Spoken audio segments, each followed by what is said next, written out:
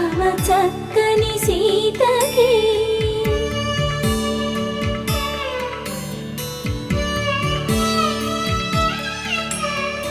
ఎర్ర జాబిలి చేయి రాముడేడని అడుగుతుంటే చూడలేదని పెదవి చెప్పే చెప్పలేమని కనులు చెప్పే నల్ల పూసైన